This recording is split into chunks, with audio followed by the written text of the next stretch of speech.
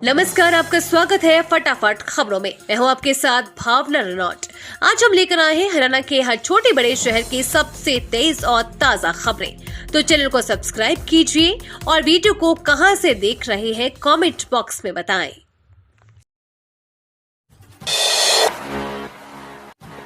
हरियाणा विधानसभा चुनाव कुरुक्षेत्र में बनेगी 2024 का रण जीतने की रणनीति, अमित शाह देंगे जीत का मंत्र।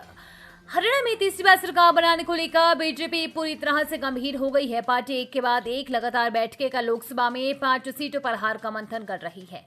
वहीं अब निकट भविष्य में होने वाले विधानसभा चुनाव को लेकर भी बीजेपी में बैठकों का दौर शुरू हो गया है। हरियाणा में तीसरी बार सरकार बनाने के लिए फील्ड में उतरने से पहले नेताओं और कार्यकर्ताओं का मनोबल बढ़ाने के लिए गृह मंत्री अमित शाह हरियाणा दौरे पर आ रहे हैं। बीजेपी ने 29 जून को कुरुक्षेत्र में प्रदेश कार्यकारिणी की बैठक बुला ली है। मंगलवार को बीजेपी मुख्यालय की तरफ से इस बैठक के संबंध में आधिकारिक जानकारी जारी की गई है। वहीं हरियाणा के शहरी स्थानीय निकाय राज्य मंत्री सुभाष सुधा ने भी इसके संबंध में सूचना दी। हरियाणा में झमाझम बरसात से सुहावना हुआ मौसम। कई जिलों में बारिश शुरू, जाने कब दस्तक देगा मॉनसून। बढ़ती गर्मी के बीच आखिर में हरियाणा वासियों को राहत की सांस मिली है। यहाँ कई जिलों में सुबह सुबह तेज हवाओं के साथ झमाझम बारिश हुई। मौसम के सुहावने होने से लोगों के चेहरे खिल गए हैं। साथ ही किसानों की बात की जाए तो किसानों ने भी राहत की सांस ली है, क्योंकि बारिश से उनकी फसल में नमी आएगी और पैदावार अच्छी होगी। हरियाणा का औसत तापमान 1.4 डिग्री तक गिरा है। हरियाणा में 3 जून तक मानसून दस्तक दे सकता है। बता दें कि प्रदेश में आज मौसम विभाग ने 8 जिलों में बारिश का अलर्ट जारी किया है। गुरुग्राम, महेंद्रगढ़, चरखी दादरी, भिवानी, रेवाड़ी, झज्जर, रोहतक के साथ तेज हवा और गरज चमक के साथ बारिश आ सकती है। वहीं जींद और भिवानी के भवानीखेड़ा में सुबह से बारिश के बाद लोगों को गर्मी से राहत मिली।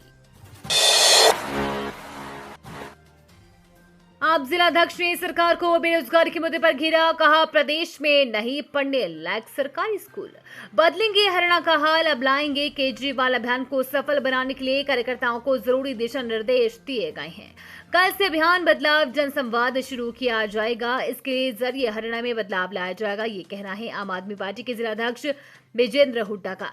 वे बुधवार को पार्टी कार्यालय में कार्यकर्ताओं की बैठक के बाद पत्रकारों से बात कर रहे थे। जिलाध्यक्ष ने कहा कि अभियान को लेकर कार्यकर्ताओं को जरूरी निर्देश दिए गए हैं। इसके तहत जनसंवाद किया जाएगा।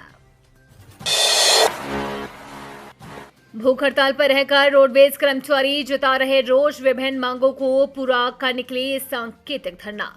कुरुक्षेत्र में विभिन्न मांगों को लेकर रोडवेज कर्मचारियों में पिछले कई दिनों से रोष देखने को मिल रहा है, जिसके चलते रोडवेज साझा मोर्चा के आह्वान पर रोडवेज कर्मचारी नए बस अड्डे पर सुबह 10 बजे से भूख हड़ताल पर बैठ गए, जिसके कारण कई लोकल रूटों पर भी असर पड़ा है। रोडवेज कर्मचारी किलोमीटर स्कीम पॉलिसी, ओवरटाइम पे स्केल, कर्मचारियों के अर्जित अवकाश, पक्की भर्ती सहित कई अन्य मांगों को लेकर रोष जता रहे हैं। रोडवेज कर्मचारी नरेंद्र पांचाल का कहना है कि रोडवेज साझा मोर्चा के आह्वान पर रोडवेज कर्मी सुबह 10 बजे से शाम 4 बजे तक सांकेतिक हड़ताल पर चले गए हैं। इसमें रोडवेज की 10 यूनियनें हिस्सा ले रही। दाखिले के लिए आवेदन की समय सीमा खत्म, इस तारीख से काउंसलिंग प्रक्रिया शुरू। आईटीआई संस्थानों में दाखिले के लिए आवेदन की प्रक्रिया पूरी हो चुकी है। अब 28 जून से काउंसलिंग की प्रक्रिया शुरू होगी। पहले सीट अलॉटमेंट सूची जारी की जाएगी और फिर दस्तावेजों की जांच के बाद छात्रों को फीस जमा करने का समय दिया जाएगा। हरियाणा कौशल विकास व औद्योगिक प्रशिक्षण विभाग ने आईटीआई में दाखिले के लिए आवेदन की प्रक्रिया 7 जून को शुरू की थी। पहले ऑनलाइन आवेदन करने के लिए 21 जून तक की तारीख तय की गई थी, लेकिन बाद में इस तारीख को बढ़ाकर 25 जून कर दिया गया था। इसके तहत मंगलवार शाम 5 बजे तक ऑनलाइन आवेदन लिए गए। हरियाणा सरकार ने बेटियों को दिया बड़ा तोहफा, हर महीने खाते में भेजेगी इतने हजार। सरकार द्वारा बेटियों के लिए कई योजनाएं चलाई जाती है। इसी कड़ी में हरियाणा सरकार ने बेटियों के लिए बड़ा ऐलान कर दिया है। इस स्कीम के तहत सैनी सरकार प्रदेश की बेटियों को सरकार हर महीने 3,000 रुपए प्रति महीना के हिसाब से पेंशन देगी। हरियाणा सरकार द्वारा इस योजना का नाम लाडली सामाजिक सुरक्षा भत्ता योजना रखा गया है।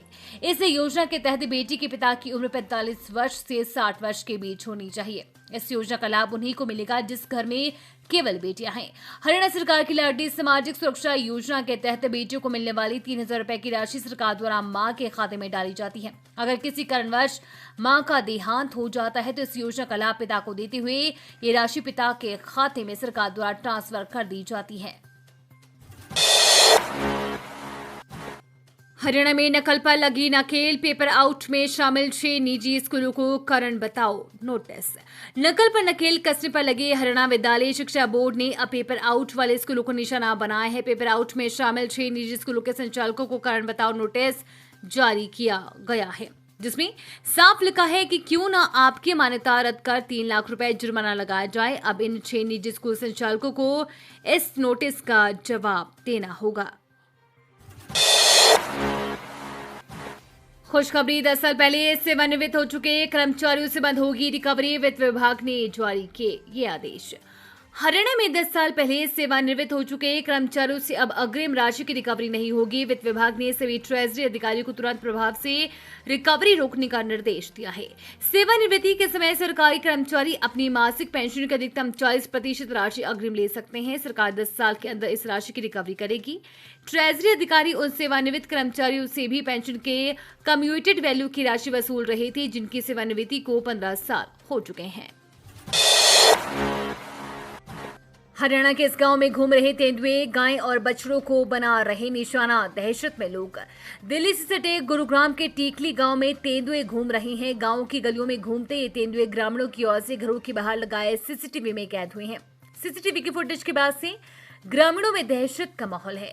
ग्रामीणों ने इसकी सूचना वाइल्ड लाइफ विभाग को दे दी है। विभाग ने लेपर्ड पकड़ने के लिए अपनी ओर से तैयारियां कर ली हैं। साथ ही ग्रामीणों के लिए एडवाइजरी भी जारी की है, जिसमें कहा गया है कि जो समय इनकी मूवमेंट का है उस समय ग्रामीण अकेले घरों से बाहर निकलने से बचे। गांव की पंचायत की ओर से सोशल मीडिया के विभिन्न प्लेटफॉर्म के माध्यम से ग्रामीणों को सावधान किया गया है।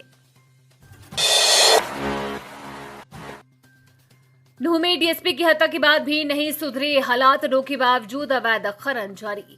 हरियाणा के नूह जिले में 2 साल पहले जुलाई महीने में खनन माफियाओं द्वारा डंपर से कुचलकर डीएसपी सुरेंद्र सिंह को मौत के घाट उतारा गया था।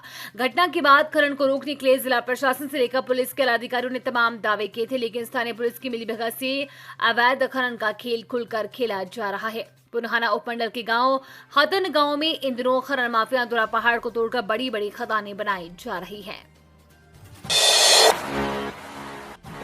जज्बा के लोकसभा प्रत्याशी के घर चोरी, 25,000 नकदी व $15,000 सहित कीमती सामान गायब। जननायक जनता पार्टी के प्रदेश महासचिव एवं करनाल लोकसभा से प्रत्याशी रहे देवेंद्र कादियान की कोठी पर चोरी हो गई। यहां उनके कुक ने ही चोरी की है, जो कि अचानक बिना सैलरी लिए ही नौकरी छोड़ गया। चुनावों के बाद सामान चेक किया तो चोरी होने का पता लगा।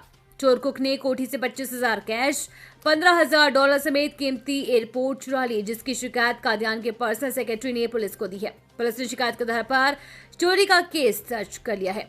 चांदनी बाग थाना पुलिस को दी शिकायत में विक्रम सिंह ने बताया कि वो गांव सिवाहा का रहने वाला है।